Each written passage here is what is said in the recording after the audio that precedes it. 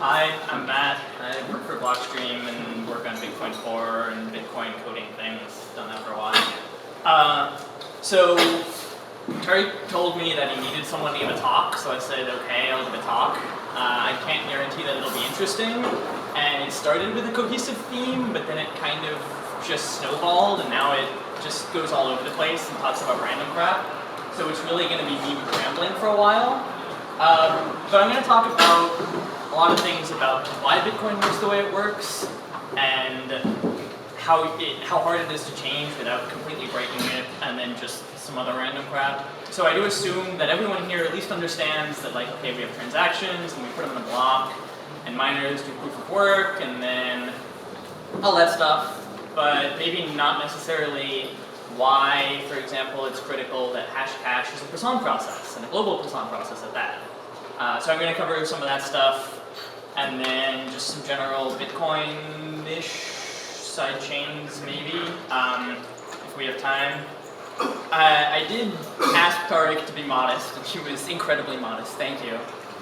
Because I want people to really ask questions, right? I'm going to make a lot of statements that A, won't make sense because I'm not great at explaining these things, and B, might be completely wrong. And I want people to call me on it. If you raise your hand, I probably won't see you, so please feel free to throw bottle caps at me. I won't mind, as long as you don't hit me in the face. Be okay. And I really want people to start thinking more critically about some of the problems in this space, because certainly we've seen a lot of misconceptions, and a lot of people put out ideas that really don't work without any critical feedback. So I really want people to start thinking critically both about what I'm saying and then use some of what I'm going to say tonight to start thinking critically about the whole space. Yeah. So, we just covered that. Okay, so, it all starts with the double spend, right? Bitcoin, all of that mining power, all of that mostly hydroelectric power, goes into preventing double spend, right? It goes into preventing forks. And I'm going to talk a bit more about forking in general a bit later, but, you know, there's been this misconception that a lot of people have had, that I've seen a lot of places, that miners do all the validation in Bitcoin, and it's completely wrong, right? Everyone running Bitcoin Core does all of the validation, they validate everything. And if you're running Bitcoin Core, no one can take anyone else's money and try to give that to you. No one can fake money, create money out of thin air and give that to you. They have to be following the rules, of course, up to the limit of double spends. And in fact, everything in Bitcoin had largely been explored before Bitcoin. Right?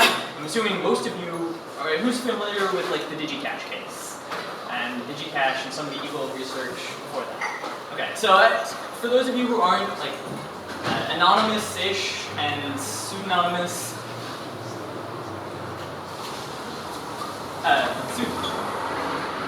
like pseudonymous systems for eCash had existed long before Bitcoin, and in fact had some better properties than Bitcoin has. They just relied on a central party for your double spend protection, and Bitcoin's goal was to get away with that, get away from that. So it has the scripting system that is interesting, but was smart contracting research that had already been done many years prior. Yeah, so let's start with how does Bitcoin actually get away from that, and how does that actually work, right? So we have a bunch of miners, and we want them to somehow come to distributed consensus. And it turns out there's a lot of intricacies in how Bitcoin does this that are actually really critical to making it work, not just hand wave, we have Hashcash. So we started with Hashcash, right? This is Adam Back's invention that was largely targeting email spam, but it's a much more general system that allows you to, without identity, without centralization, rate limit some action. So, you know, without having to use your IP address, without having to log in with your Google credentials to send your Gmail, and without having to use a CAPTCHA, we can effectively rate limit what you can do based on your computing power. And this was brilliant. Actually does not really at all work for email spam, which is why no one's used it. But it works wonderfully for Bitcoin, it works wonderfully for digital cash, because of this other property it has. And that is that it forms a Poisson process. It's not just, I'm assuming everyone's familiar with Poisson processes, basic probability. Okay. No? Yes? Basic No? probability, yes, There's a few. Poisson process. Okay, so a Poisson process is something that happens randomly clustered around some average. So, for example, it's a Poisson process, the rate of people coming in that door, because it starts with a lot of people close to the time at the top, and then hopefully it goes down over time. That's kind of a Poisson process. And critically, Hashcash creates one globally. Right? So it's not that every miner is coming out with a block every 10 minutes, and it's not that miners are coming out in different intervals. It's a global Poisson process where randomly at different intervals, blocks are happening all across the globe. And this is critical because of physics. Basic physics says that we have a limited speed of light, which means the ping times, the latencies from Amsterdam to Singapore is a few hundred milliseconds. And it takes a few seconds over a regular TCP connection to send almost any amount of data. You can have some packet loss, so you have to wait a few seconds. And if Hashcash weren't this very almost perfect Poisson process, then you'd have fork fireworks everywhere. Right? You'd always, every 10 minutes, there'd be infinite forks, or at some common interval, there'd be infinite forks. And we'll talk a bit more later about some more of the concerns with increasing block rates, because it's also interesting to look at all of the little details around that. But, okay, so great. So we have Hashcash. We have miners globally working on this proof of work system, and it's generating blocks randomly around the world. Does anyone see a problem with just that? We took out the currency, and we just had blocks. You can tell me why that would not at all work. Spam. Not just spam. Oh, okay, yes, but also, why would the blockchain fork like crazy? Incentivizing the work. Thank you, yes. It's critical that Bitcoin has this built-in financial system, this built-in value, because with it, we can incentivize miners to come to consensus, to act honestly, as you generally call honest miners, right? If we didn't have that, right, as an individual miner, it's in my best incentive to always try to double spend you, right? If I double spend you successfully, I get my coins back. Why would I not want to do this? So what we do is you give the miner some value in 25 bitcoins or in transaction fees or whatever that they're going to lose if they try to double spend too aggressively. Right? If you try to double spend someone and you lose that race, you're going to lose those 25 bitcoins because everyone else is validating everything. Everyone who's not a miner is running Bitcoin Core and is only going to listen to your 25 bitcoins, is only going to accept them if it's part of the best valid chain, if you're building on the best current block. So, yes? So the speculation that one person controls the majority of Bitcoin at present, like over 50%? Yeah. So in that instance, like, of mining power or of Bitcoin value? mining power and machines on the net. I think you're referring to the mining pools. Mining power. Mining pools, yeah. Yeah. So certainly, so I want to cover that in a minute. No, it's absolutely great. That means I actually have a talk that at least one person's interested in hearing, part of it. Yeah, I'm going to get into what you can do with a fork and stuff in a minute. But yeah, so yes, so we have, because we're incentivizing miners to build on the best chain, that means as a individual, non-51% and non-cartel miner, it's in my best interest to build on top of the best chain. So if I, as an individual, non-51%, non-cartel miner, sit here and say, what is my best, what's the game theory saying my best action is here?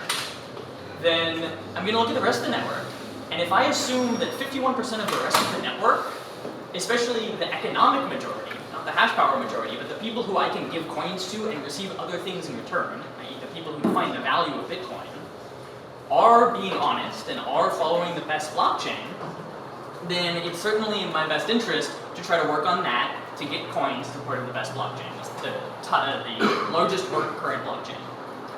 However, I said non-cartel, right?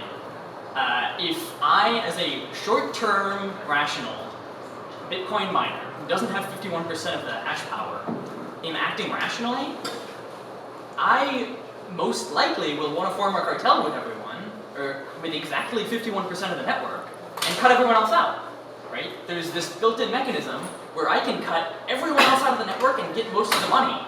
So I want to sit here with 60% of the hash power in my cartel with 60%, and fork everyone else's blocks off, and maybe hopefully double spend some coins and steal most of the reward. So so Bitcoin relies on a second order effect to provide the fundamental security of its system. Specifically, it relies on the fact that Bitcoin's only worth something if the system works, right? If all the miners go off, or if right now 2 pools go form 51% cartel, or 60% cartel, they fork everyone else off, they double spend coins like crazy, Bitcoin's not worth anything, and all of this work that they're putting in to steal all the coins is worthless. They don't get any money in return.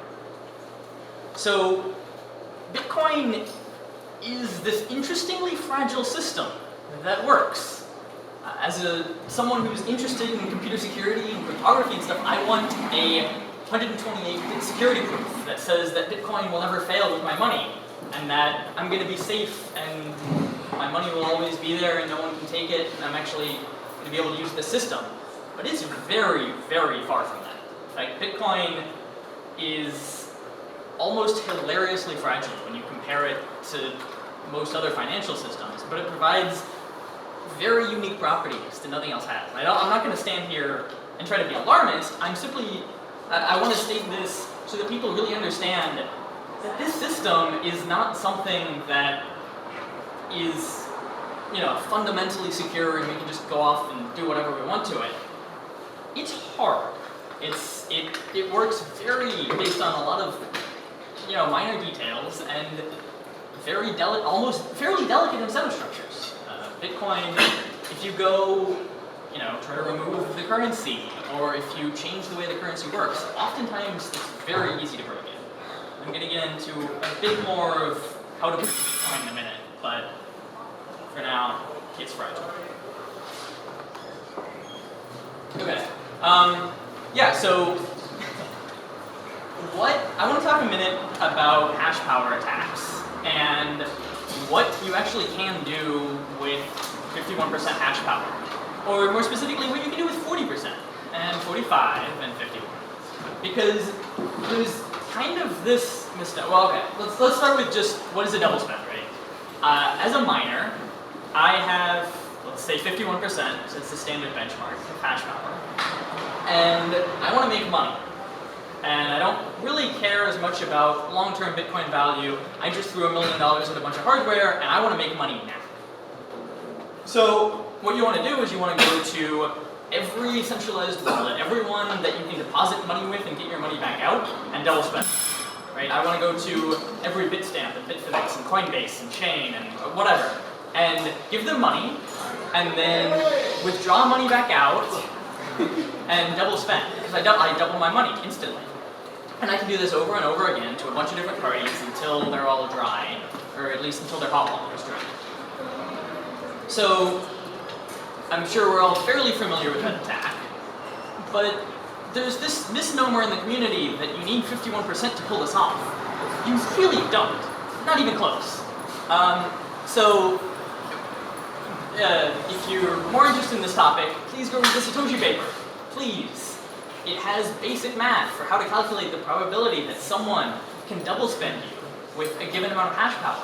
At 45% hash power, their likelihood of winning, if they are trying to mine a fork for 6 blocks or whatever, is pretty damn high.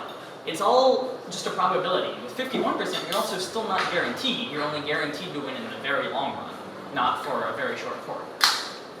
So if you're someone who's currently accepting coins with like 1 block, you should reconsider that.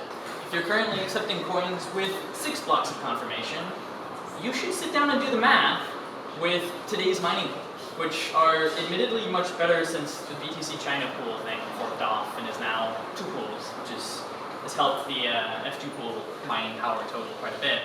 But it's not as cut and dry as 51%, 50%. It's not at all that cut and dry.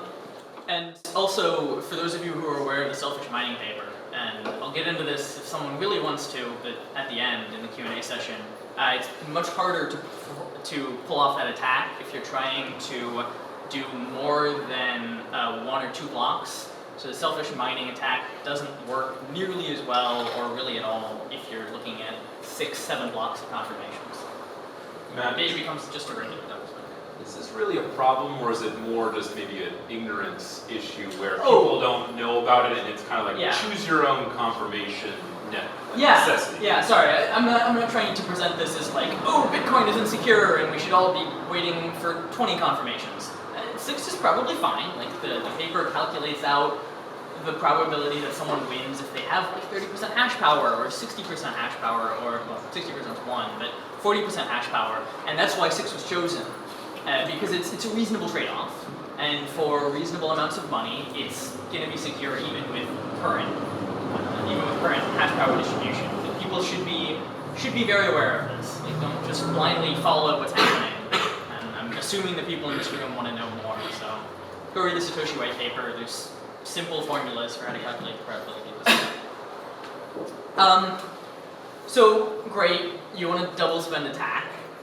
People talk about the double spend attack as if it's maybe fairly limited, even in the because Bitcoin Core validates everything, and because you can't create coins out of thin air and you can't steal someone else's coins, at least to a full node. People talk about the double spend attack like it's fairly limited, right? So let's talk for a second about what you would actually do if you had that much money. So the first limit is you have to have the money to double spend it. You have to have X Bitcoin to double spend X Bitcoin. So we'll talk about double spend like, well, you can't actually get away with that much. But remember, if you're going to do a double spend, you have some large percentage of the mining power. So you have a lot of Bitcoin if you just wait a few days. So that's not really a limit of double spend. You can just wait a week or a month or 6 months, and then you probably have enough Bitcoin to drain most of the hot wallets on the internet, which is a lot of Bitcoin. Between Coinbase and Bitstamp and Bitfinex and everyone else, these guys have quite a bit of money in total in their hot wallets because they're transacting quite a bit of money every day on the chain. And more importantly, there's a lot of these guys, and there's more every day. So in reality, if someone were to double spend Bitcoin, were to double spend and steal, were to be short-term rational, try to steal as much money as they can, they would very rapidly put a lot of these companies out of business or very quickly freeze the entire ecosystem, which I think pretty clearly would destroy the value of Bitcoin and would destroy people using it. So, but are all bad actors rational? No, certainly not. So luckily with Bitcoin, our actors are heavily incentivized. So there's a lot of money on the line. They're spending a lot on power every month. They're spending a lot on initial investment. And when you look at people who are required to spend that much money as a part of being a bad actor, it incentivizes them to be a bit more rational in general. Sometimes rationality is the incentives are strong enough to enforce rationality? Not enforce it, certainly not. But they're strong enough to, I would say, enforce rationality in the majority, and enforce rationality for anyone large enough to be able to have a large amount of hash power. Because if you start acting irrationally for any extended period of time, you're just going to run out of money. Bitcoin will drain you. If you're a state though, and you want to, watch the world burn or watch the financial system burn, Certainly. No, there's great no way to question. shut it down. There's no question. Yeah, if you can burn the money, then Bitcoin's screwed. Well, and so isn't there something like in order for a double spend to go on, some amount of hash power is going to have to be reassigned, and then we're going to see that in the network as blocks are going to be issued at a slower rate? Yes, if it is reassigned from the current network, right? As of, I think it's no longer at all true, but a few months ago, the total network hash power was doubling every 3 months.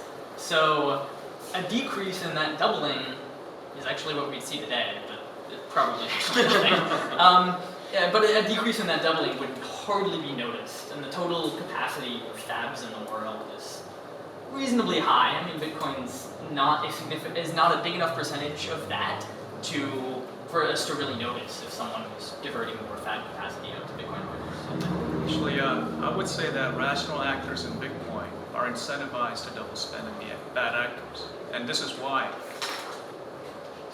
The incentive for not double spending is 25 Bitcoins per block. Yeah. But many transactions are much bigger than 6 times 25. So it actually incentivizes rational actors to come together and double spend more than 6 blocks ago. Certainly, no, absolutely. If you're looking at double spending a large amount of money, which is 6 blocks worth of coins, which is not actually that much money when you compare it to the amount of investment they have in their hardware, then the short-term rational action is absolutely to try to double spend. But again, Bitcoin relies on this secondary effect that if you do double spend, very quickly the network will shut down, so you'll get away with however much you can double spend fairly immediately, and the value will essentially disappear. So you can double spend all you want, but the value of what you're double spending is going to go down pretty quick. If you have a short of the market, you might even win up a lot more. Potentially, yeah, if you can short the market for a big short, yeah. There are ways to, Bitcoin. How does the cap on? I'm not sure if everybody is aware of the 100 confirmation cap on Coinbase. Any thought? Any comments about that? Yeah, that's fairly tangential to this. You don't see it so preventing anything? No. So for those who are unaware, if you create a block, you get 25 Bitcoins, but you can't spend those for 100 blocks.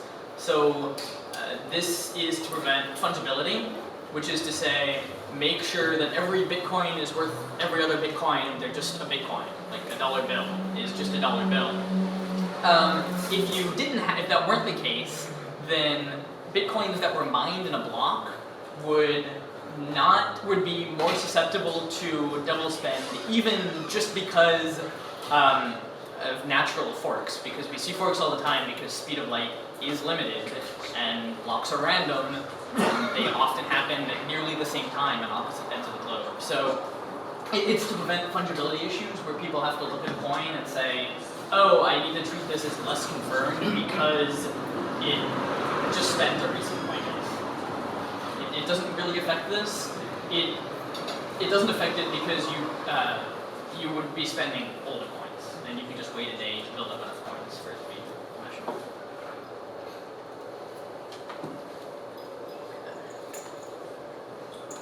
Okay, so I want to spend a minute and talk about some things that people often propose. I think I selected things that people generally haven't implemented, which is good. So I'm going to start with really fast blocks, right? Marginally faster blocks, okay, 5 minutes, fine, 1 minute, maybe fine.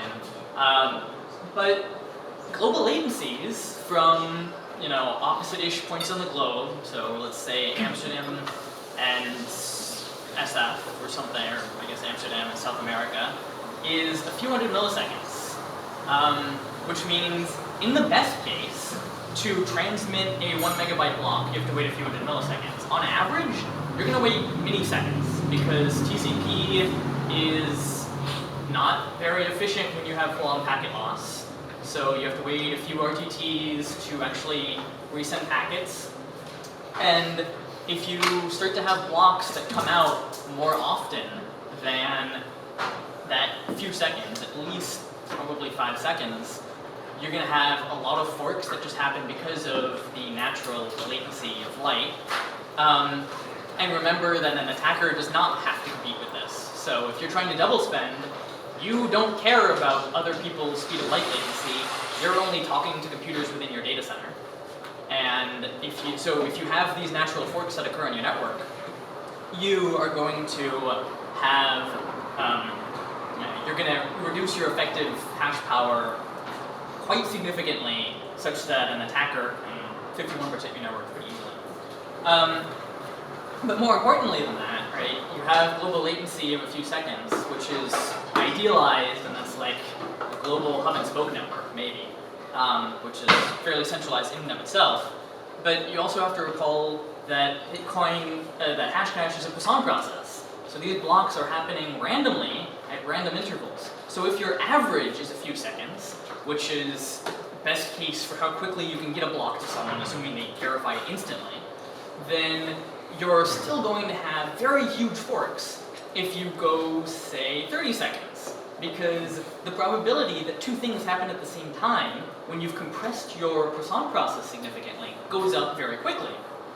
So, as a result, this concept of confirmations, counting as some stair-step value against which you can measure the risk of a transaction, disappears very quickly. And you have, because these natural forks are happening quite often, even if they do resolve themselves because you have sufficient distance between your blocks, say 30 seconds or a minute, the fact that these natural forks are happening so often means that you very rarely can accept a transaction that is only on one side of the fork very quickly, even at 6 blocks or 7 blocks, because all of a sudden there are multiple competing forks, and if that transaction isn't buried in both forks, you have to wait for one fork to win, which could take a while, just probabilistically. In fact, I mean, we see 1, 2, very rarely 3 block forks on Bitcoin all the time. If you were to compress the Poisson process significantly, you'd see that number skyrocket very quickly. So let's talk for a second about fork discouragement. So we have this problem where someone can have 51% of the network hash power, and let's say they want to go hide off in a corner and build a new chain at the same time as the network is off working and not announce it. And by doing so, they can do a very large reorg. If you have to be announcing the whole time, you're limited in the depth of your reorg because people are constantly seeing your best block and they're constantly reorging to it. So the general model of a double spend is often you're going to try to hide that you have 51% hash power until you reveal this blockchain and tell everyone. So there's an obvious fix-ish for this, and that is just heavily discourage reorging. If I have a given blockchain, and I see someone come along with a new blockchain that's longer but forks off really long ago, maybe I treat that as if it was a shorter blockchain, because this way I prevent people from coming into the network from outside and showing the blockchain. This does not work at all. Does someone want to tell me why this is a terrible idea and I can steal coins from you if you try to do this? Think network, Because if you're disconnected from the rest of the network, you could be given blocks generated by some small part of the network, and they could be claiming that they could be preventing you from seeing the rest of the forks that are out there, or the rest of the Sure, blocks. absolutely, yeah. This is one of many attacks. So the attack, I believe that you're describing, is that I can isolate you from the network, and this is pretty easy. Like the NSA can do this crap all the time. They see you make a TCP handshake, and they inject the ACK packet before the actual ACK packet gets injected, and then you're connected to me instead of your destination. Or I'm on your network and man-in-the-middling you, or I'm doing a BGP attack and man-in-the-middling you. In any case, if I can isolate you on the network, which is fairly easy to do, I can feed you a shorter blockchain. I don't even have to have 51% of the network hash power to feed you a short blockchain. And then eventually you get a satellite link where you wise up and you fix your internet to go through a different path or whatever. I go away.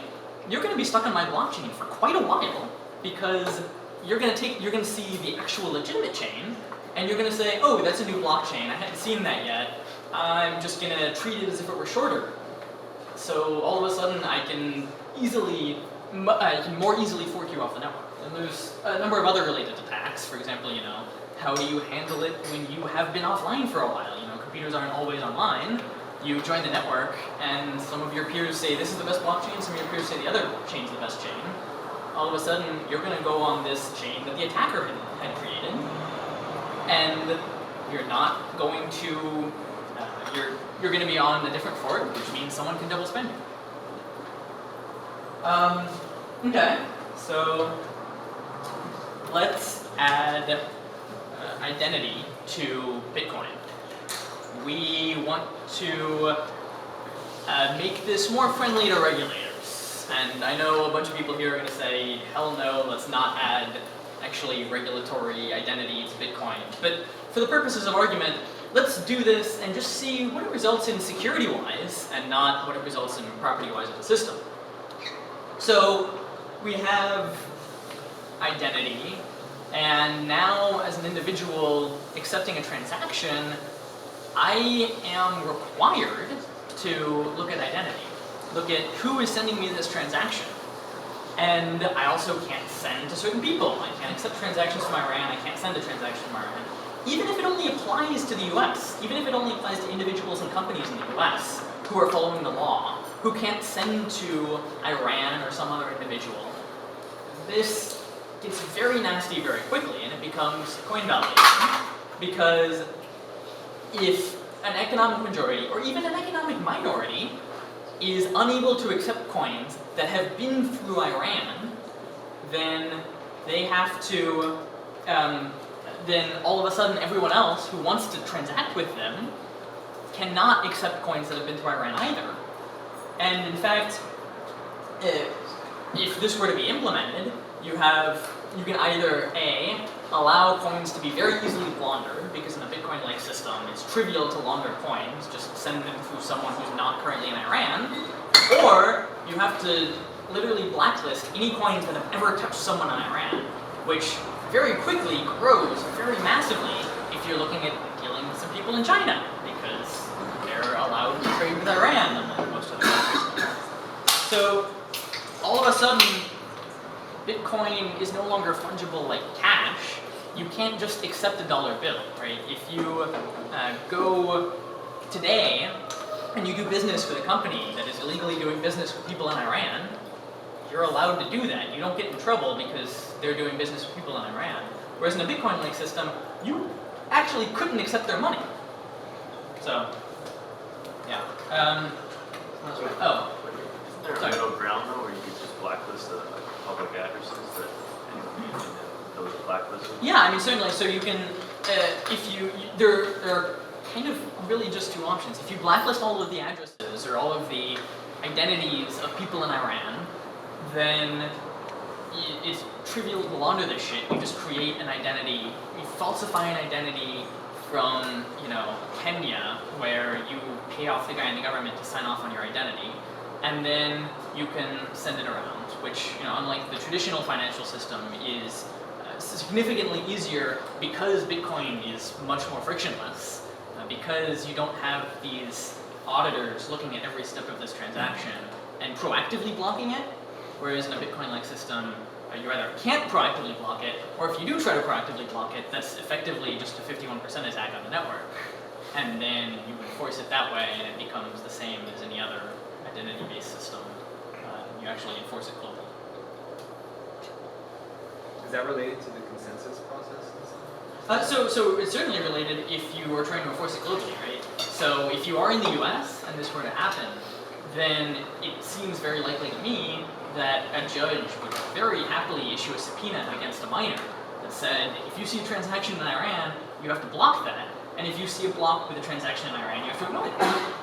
Right? So in a Bitcoin-like system, it's actually kind of critical that both the coins are anonymous, or at least pseudonymous, and the miners are as well. Because as soon as judges start looking at Bitcoin miners as money transmitters, as people who can arbitrate over these transactions, a judge doesn't care that you might or might not be 51% and might not be able to get away with doing this. You just have a small chance of succeeding. A judge is going to issue a warrant. A judge is going to tell you to ignore transactions from Iran. Great things. Yeah. Okay. And finally, the cardinal sin of blockchain design: outside data. Don't ever, if someone says they're pulling outside data from a blockchain, just walk away. That's all you want to do. Because it's trivial to attack someone who's pulling in outside data from a blockchain as part of consensus. Certainly, you can pull in outside data from a blockchain and put it in there, but if it's not actually in the chain itself, if it's a part of consensus, i.e. determines if a block is valid or not, and you have to go outside of the blockchain to get that data, then it's trivial to fork people off the network, right? If a block is valid if you can't reach the data. So for example, you're going to Amazon.com, you're checking the current price of some good as a part of your consensus rule. So there's a few options. As a miner, maybe if you can't reach Amazon's web server, you just blindly accept the block. Or if you can't reach Amazon's web server, you fail the block. So as an attacker, all I have to do is man-in-the-middle you and do a simple BGP attack. Like we've seen mining pools have BGP attacks against them where all of their web traffic was intercepted and people were able to misdirect miners. So, BGP, like hijacking BGP traffic is not particularly difficult on the internet today. So you just go after a few large pools and easily fork them off the network. Or maybe you don't even go that far. Maybe you just delay their connection to Amazon so that it takes them significantly longer to verify this block. Well, now you have a huge advantage because your other miners are unable to mine on the current best block for some significant period of time. So that means that whatever percentage of time that you delay them in validating a block, that means that you have that time effectively they're not able to mine for that period of time. Even if they are actually mining, they're just mining on an old block. So you can easily 51% attack the network because of this, or even just get more coins because you knock out some of the mining power for a while. So is that in reference to oracles? No, so so if it's a very good question. If you're talking about oracles, you can take a piece of data and put it in the blockchain. If it's a part of the blockchain of the block itself, then it becomes no different than any other part of the consensus. And you can just look at the data that's signed by an oracle in the block and say, this is valid or this is not valid. The problem comes up when you have to, as a side effect of receiving a block, go elsewhere. And you see like this, you see this pattern of being able to knock someone off the network. It does apply today to Bitcoin, right? But there's ways around it. Like you see Jeff Garzik is still working on putting a satellite up that broadcasts Bitcoin blocks. And I believe in Sweden or Finland or something, you can get it over DTV, or DTV, whatever it is, the TV bands over the airwaves. So there's plenty of ways around this if you're just looking at getting blocks that are being broadcasted through alternative mechanisms. But if you're looking at getting outside data, probably not. Would getting a block hash from my friend be considered getting outside data the way Natalia talks about weak subjectivity and consensus algorithms? So I'm not familiar with that blog, or with that blog post. I've seen the title, but I haven't actually read it because Vitalik has a very low signal-to-noise ratio. He loves to put in a lot of bad ideas on purpose, set it up. It's just like getting through all of the... Anyway. That's on tape. That's right.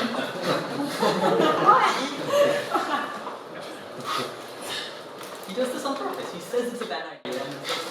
Anyway, so I mean, getting information from your friends.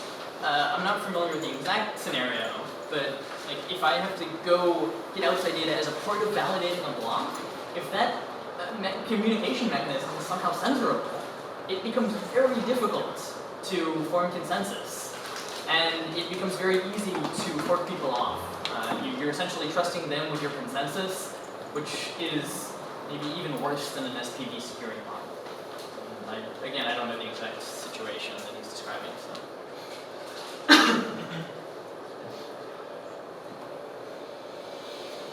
Okay. Okay, so I want to talk for a second about coding a consensus system, writing code to form a global consensus under a very adversarial model. There's huge bounties if someone can break Bitcoin consensus and double spend and steal a bunch of money, right?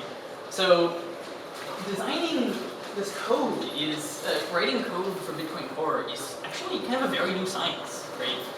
There's a lot of history and study in how to analyze software and how to test software, and specifically how to test life-critical software, because this is actually the kind of systems we're building where it can't go wrong or you lose a lot of money. And it's not life-critical because people probably aren't going to lose their life if it goes wrong, but it's the next rung below that. And when you look at like life-critical software design, this stuff is designed from the ground up to work as a life-critical system. You have multiple independent processes coming to the same, doing the same analysis and voting on a conclusion. And for Bitcoin, certainly we haven't had this in the past. We haven't had all of Bitcoin implemented running on 3 different processors, all voting on the result, with 3 different implementations, all voting on the result. But it needs to kind of go in that direction. And I don't mean to say that we need to vote on the result, because that's the opposite of what we need to do. But it needs to be much better tested and much better analyzed. So we've seen significant fails of this in the past, right? Bitcoin, the way it is, it comes to consensus based on this whole huge piece of software that includes all of its dependencies. It includes OpenSSL, and it included BDB, and it included all the different parts of the script language and everything. And we saw this. The BDB, after the switch to LevelDB as the backend for storing Bitcoin blocks, or the transaction output set, we saw a fork between old implementations that were still using Berkeley database and new ones using LevelDB, because Berkeley database had this limit of the number of, I believe it was rows that you could edit at the same time in one transaction, and if you edited too many, it just blew up and threw an exception, and that was treated as this block is invalid, whereas other implementations treated it as valid. So even Bitcoin Core forked itself. Trying to rewrite consensus from the ground up in a new implementation is significantly harder, and we haven't seen anyone really come close to getting this correct in the past, or as of yet, despite fairly significant amount of money devoted and amount of time, developer hours devoted to building these kinds of things. And there is some academic research in mathematically proving equivalence of 2 functions. So taking 2 completely different, 2 functions that implement the same thing and compiling them down to like some common,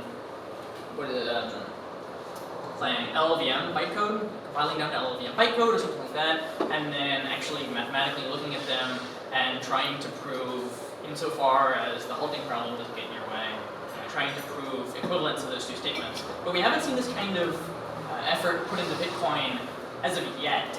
And I want to take a second to strongly discourage people from trusting a fully validating instance that isn't Bitcoin Core, not because Bitcoin Core is good and everything else is bad. In fact, Bitcoin Core is not the best software ever. It was not written well when Satoshi left, and it's gotten a lot better, but it's certainly not the best written software in the world.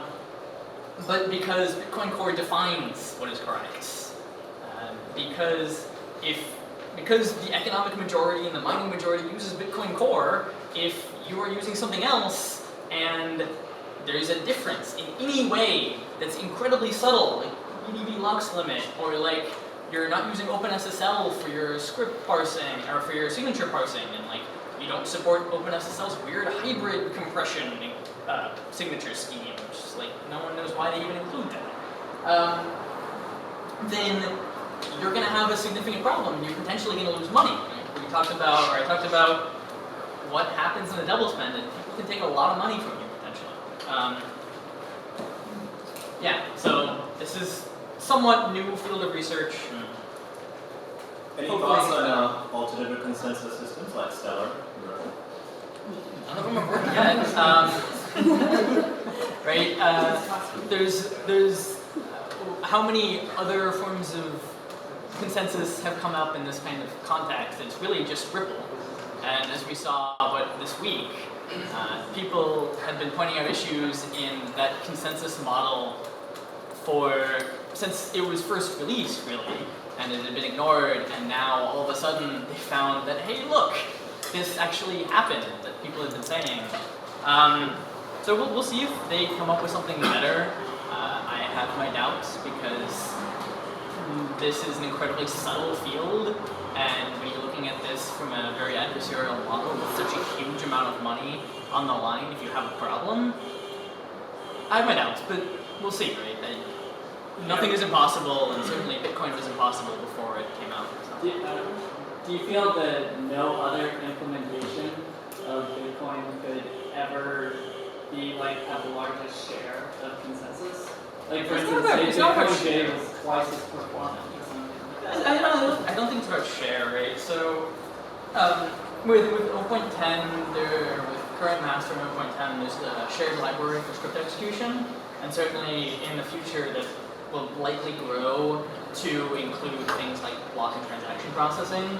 So at least for the actual core pieces of consensus, probably not. It'll probably always be some version of Bitcoin Core forming the core of consensus. But certainly, and that's a small part of what you do with a modern system. The Bitcoin Core wallet is not the best wallet. None of them are that great, but the Bitcoin Core wallet's not all that great either. And that certainly using a different wallet that's running in SPV mode, trusting a Bitcoin Core instance, is maybe already more common than using Bitcoin Core wallet.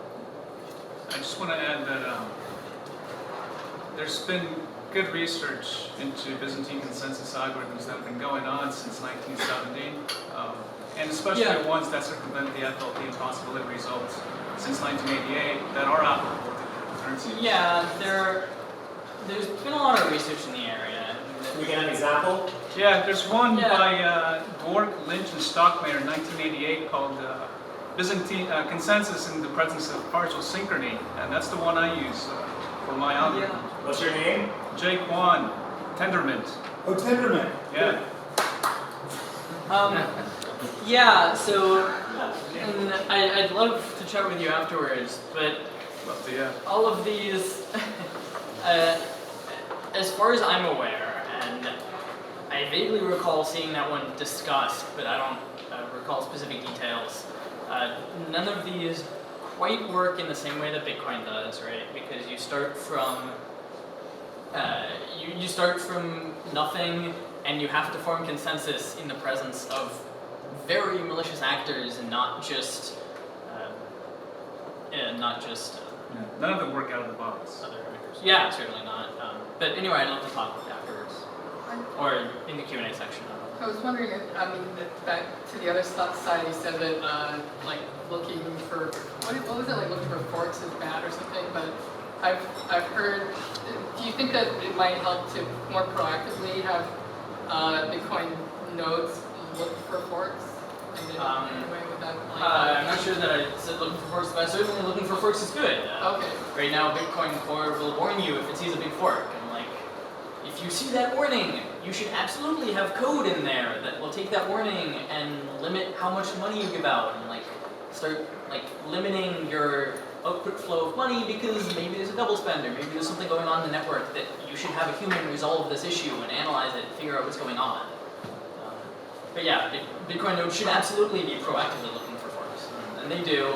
Of course, one of the more prevalent, one of the kind of better attack models, if you are trying to double spend, is to not tell anyone until you have completed a large enough fork, and then announce it to the world. So, yeah, I think to best proactively look for fork, you need to go around to every mining place in the world and be on the door and ask them if they're mining on Bitcoin, on the current Bitcoin chain. So finally, I want to take a minute, and I know this talk is now entirely non-flowing, and it's just kind of a bunch of random things, but I do want to talk about forking on purpose and talk in general about what it means to soft fork and hard fork. Certainly I've seen a lot of people who, I'm not even sure this has ever been written down because no one's good at writing things down in Bitcoin. A lot of people not quite understanding the difference between a hard fork and a soft fork. And I want to take at least 1 second to cover that, to clear that up. So I'm going to start with this example.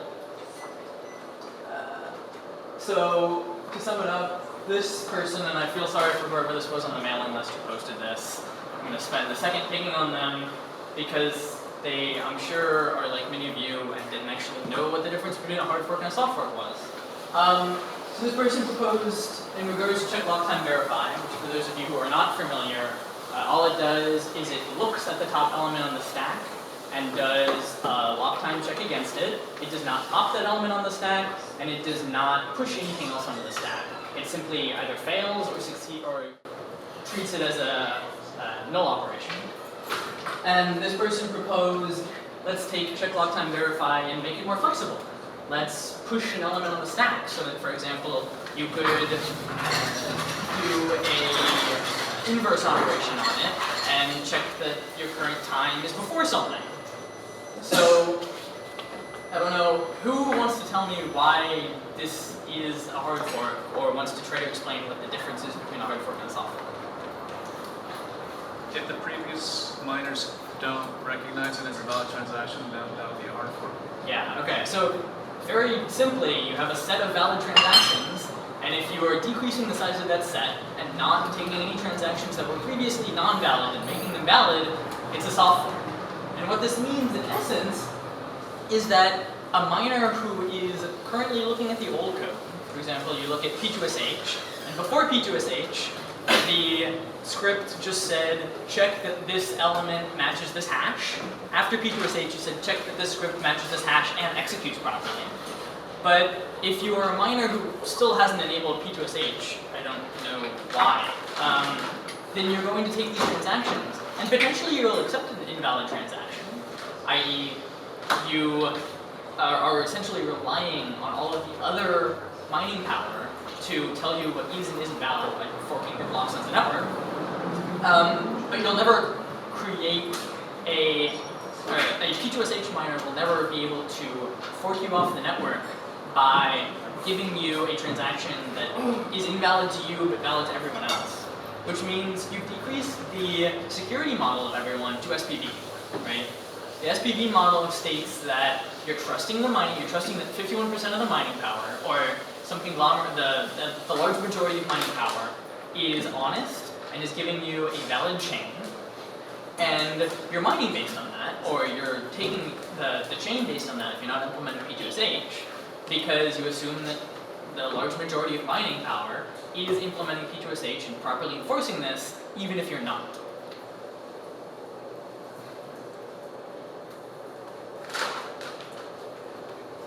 Yeah.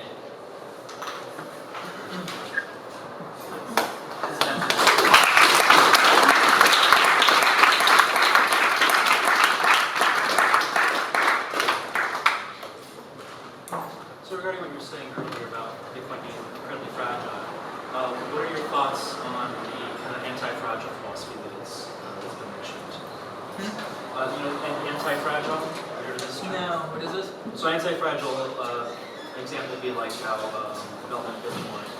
It's when you break something, you just found a weakness, you fix that, and it becomes stronger. So every time you break it, it gets stronger. Yeah, so certainly it's important when you're analyzing a system like Bitcoin to consider that there is a lot of money behind it and there's a lot of people who will fix it very quickly when it breaks. Like there's nothing with the B2B lock bug. When it forked, it was fixed very quickly because a bunch of people realized it and fixed it very quickly. But that doesn't necessarily apply to fundamental, like a 51% attack, because we don't have a solution for that.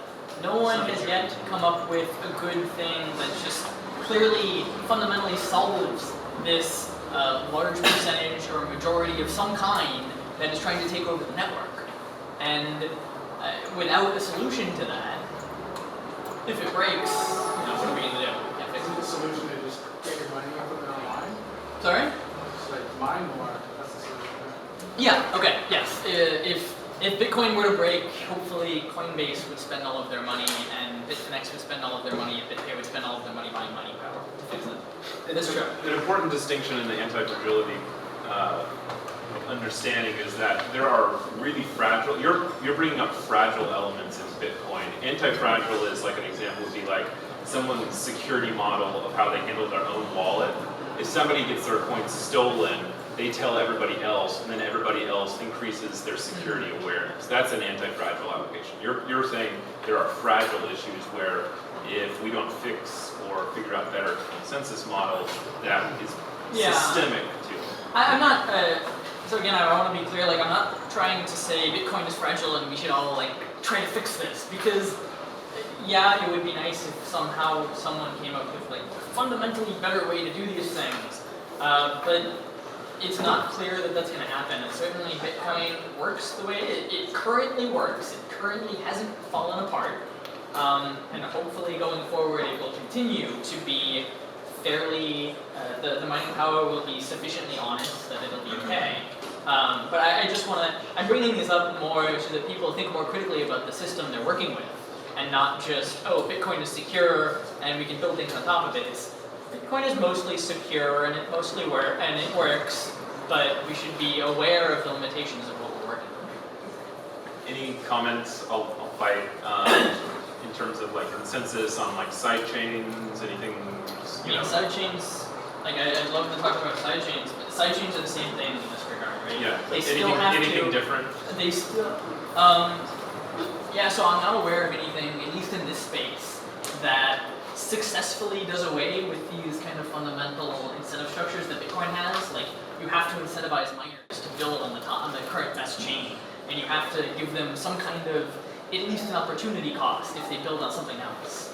And side chains are no different, just like, side chains have to, via fees or what have you, have to provide the same incentive structures.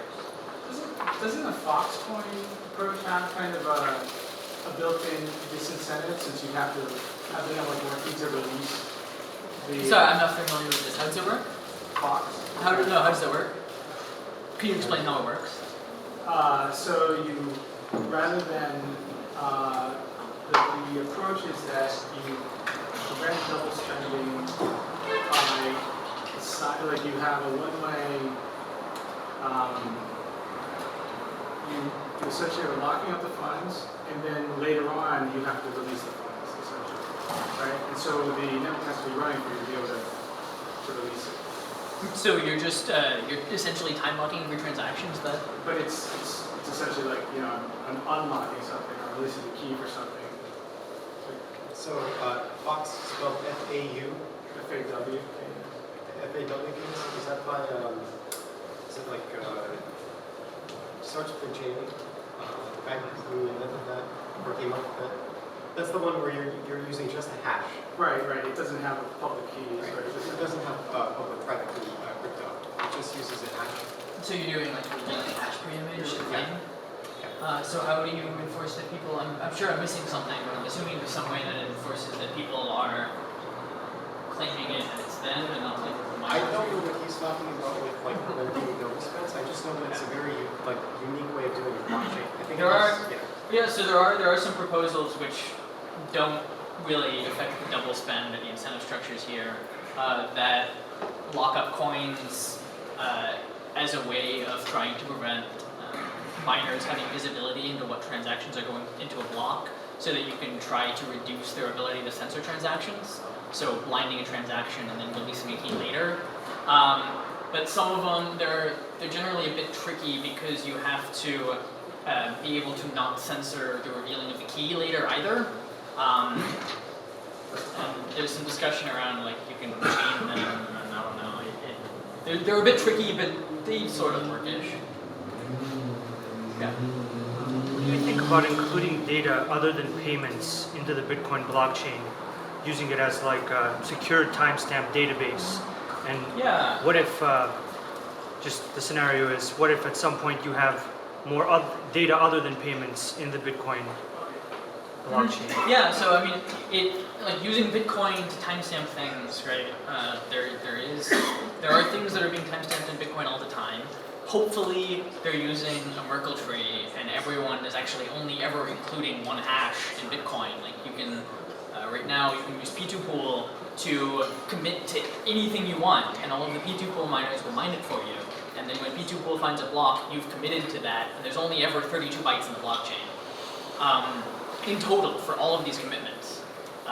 So if you're doing just pure commitments, that makes a lot of sense. If you're trying to do data storage in the Bitcoin blockchain, it makes much less sense. So there are nearly always better ways to do this kind of data to... I mean, Bitcoin is very useful for timestamping, it's very useful for financial transactions because it forces them directly. If you're trying to build a system on top of it with data storage, if you're looking, there's a few reasons you might do this. If you're like looking to permanently store your data, there are much better ways to permanently store your data than to make everyone who's currently using Bitcoin put your data on their hard drive, right? Like, there's been a lot of research in the past into data storage. Another reason that you might do this is to try to build your own system on top of Bitcoin, a la like Mastercoin or NXT and a bunch of other things like this. NXT, maybe NXT doesn't do, I don't know. Mastercoin, whatever. Counterparty, yeah. And also for these, like it makes less sense to try to put all of the data there because Bitcoin's not going to enforce your rules, and you're also now potentially destabilizing this incentive model for miners, right? Like if you are creating a different currency on top of Bitcoin and not using that for the fee currency for Bitcoin transactions, then this incentive structure for paying miners to work on the best chain falls apart. And now this system that relies on Bitcoin being a reliable like series of blocks falls apart as well. But I mean, these things have other limitations. I mean, we can get into the limitations of some of these systems, but... Do you think, basically, I understand what you're saying. Do you think it's going to continue, or there's going to be efforts to reduce it, or... People are always going to do this. These systems don't scale particularly well, so I don't envision them getting all that much use in the long term, because there are many better ways to build these kinds of systems than to try to design the systems that people are using today for some of this stuff. They don't scale well. So as much as people are going to use them and it's hard to prevent, they're going to happen. But, yeah. Thank you. So a lot of the security in Bitcoin, you're talking about the anonymity of the users and the pseudonymity of the miners. It's designed around working in the face of strong adversaries around the globe. So as this, if we start to get buy-in from large companies and big governments, to me it's interesting to think about how it can become, the system can become more efficient and safer if we can trust that buy-in is real. And then we're not, then the threat, I mean, there's still going to be people who are always going to want to attack it, but if we're not worried about the massive amounts of, huge amounts of resources that these large entities can bring to bear. I'd be wary of saying that we can trust any entities. Like a lot of people talk about governments as kind of a group that has a lot of money to burn and might just come into Bitcoin to destroy it. But you have to keep in mind there's a lot more organizations than just governments who have that kind of money to burn and can easily do this. I mean, whether it's like a Russian mafia, which is maybe more likely to kind of try to double spend the Bitcoin transaction than the government, or whether it's some large bank in the Seychelles who doesn't like Bitcoin. Like, there are a lot of organizations that have a lot of money to burn, so I would be wary of saying we can trust them for like consensus building and making Bitcoin more efficient from that perspective. But it's also important to remember, like, Bitcoin, it isn't just like this trustless technology that you can use to accept transactions trustlessly. It lets you choose who you trust. It's not just about taking transactions and 6 confirmations because the network told you they're okay. It's also about making a business deal with someone else who you can contractually go sue if they take money from you, and accepting their transaction with 0 confirmations and things like this, where you can choose to trust someone and you can make your system more efficient or at least faster by doing so. This is a funny question, but can we trust the core team? Can we trust the what? Can we trust the core team? Oh, the core team. No, you should not ever trust anyone like the core team. Please verify. Please go read the code. Please go audit the code. And please watch what happens. I think you should be able to trust the core team, but please don't. Please audit the code. Please keep an eye on what's happening, because that is, for better or for worse, today has a lot of sway in the network, and certainly the core team they do try to not use that sway to make any decisions that people wouldn't already agree with, because hopefully if they did, then we, the community, would rise up and say, this is crap, don't do this, and people would just ignore what they're doing. But it only works if people are watching, if people stand up and say, no, don't do this. Yeah. Just a kind of question. Why did you guys choose elliptical cryptography? Sorry. Why did Satoshi choose elliptical cryptography? Because currently, today, for public-private key pair systems, it's by far the most efficient for a given security level, and considered more secure than other things at a given efficiency. Can you elaborate on what you said earlier about selfish mining? Yeah. So for those who aren't familiar with selfish mining paper, it's one of the only academic papers that actually tries to delve into the Bitcoin incentive structures around mining and tries to analyze it formally and attack it. And they came up with an interesting result, that is, if you have potentially much better visibility into the network than anyone else across the network, or than any other miners, i.e. by connecting to more nodes, then if you are mining and you mine a block, it makes sense to sit on that block and not try to start broadcasting it until another miner has found a block. And if you can win that race, you get some period of time where you're mining on the next block before anyone else is, so you can potentially get mining power while the rest of the network's not mining. This only works if you have already a very high percentage of the mining power and much better connectivity than anyone else, which I know the pools today generally have very good connectivity, and certainly the relay network that I run has very good connectivity to a lot of pools. So if you're mining, you should be running one of those clients, one of the relay network clients, because you will get blocks very quickly, and it will help prevent this kind of attack. But also, this attack, if you're sitting on a block in private, the selfish mining attack won't really buy you much on average for large reorgs. If you're only doing 1 or 2 blocks, so if you are sitting on a block, it relies on the fact that when you see the rest of the network catching up to you, you broadcast your block, because that way your work wasn't wasted, right? And if you're looking at 6 confirmations, say 6 blocks, then in order for you to be ahead of the network when the network reaches 6 blocks, or at least tied with the network so that you can broadcast and win the race, you have to have close to 50% of the mining power. So the selfish mining attack becomes much less probable and much less successful as you wait your time. So the author of that paper, Emin Surir, something like that, said that, I think maybe in the paper itself, but also in other comments that he posted, that, well, first of all, it's titled 50% is not enough, or 51% is not enough. That in other words, you can perform a 51% like attack potentially, or that the security of the network doesn't require 51%.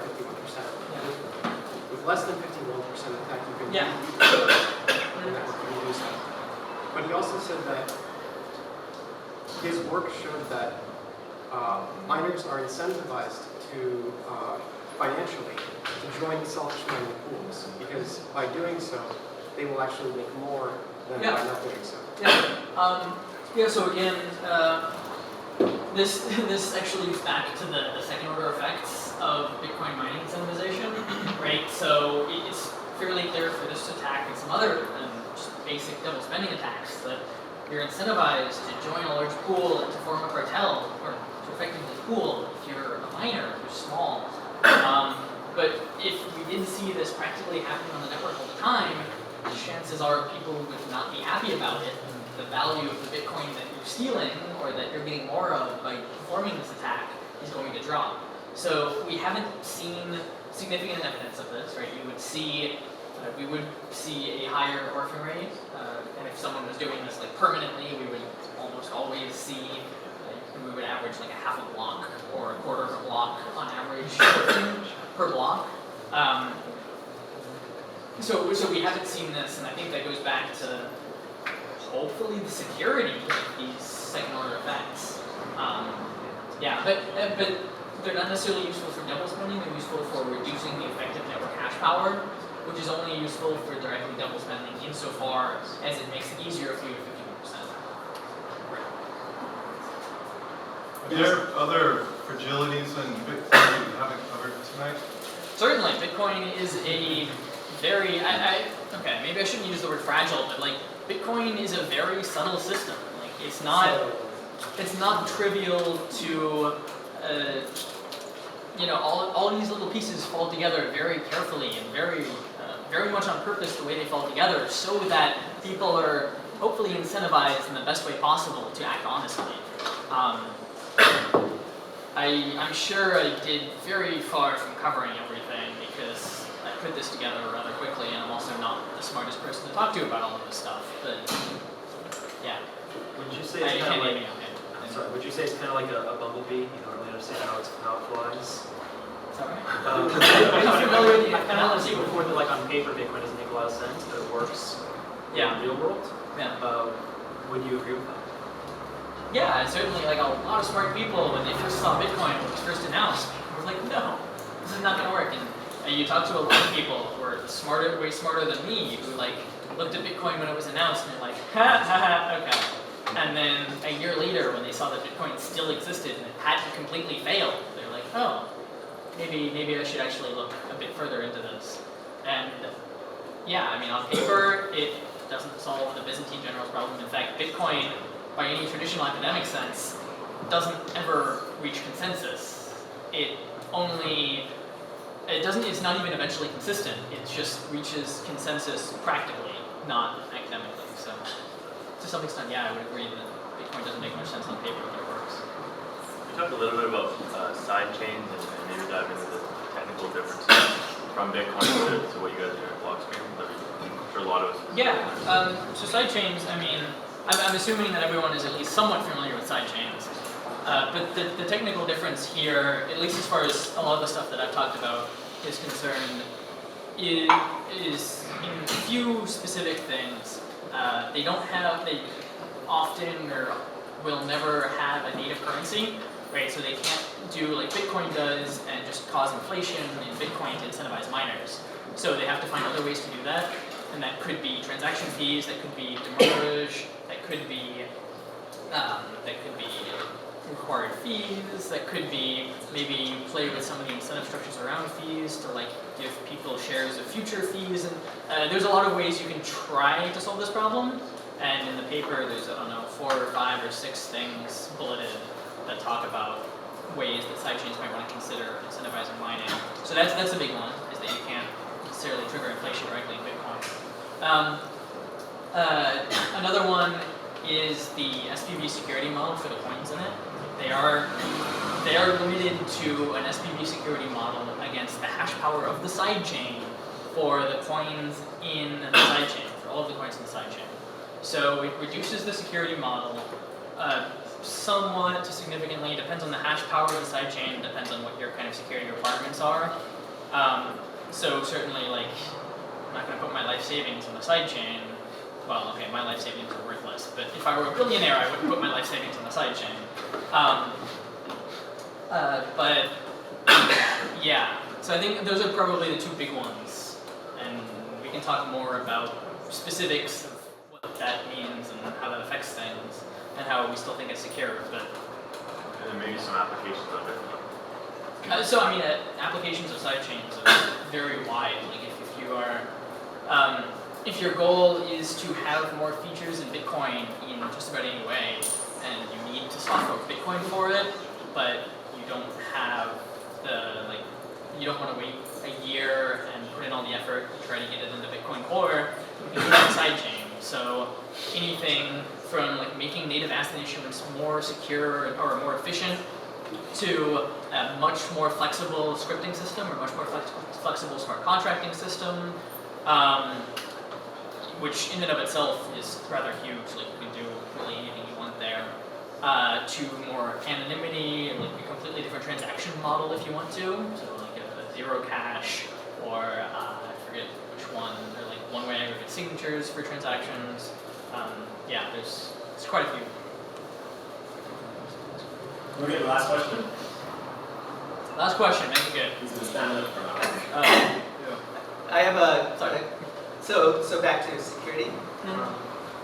What about a cartel or collusion doing something in their favor, for example, increasing the mining fees? So they absolutely can't do that. And this goes back to the idea that if you're running Bitcoin Core, if you're running a full node, you're validating everything.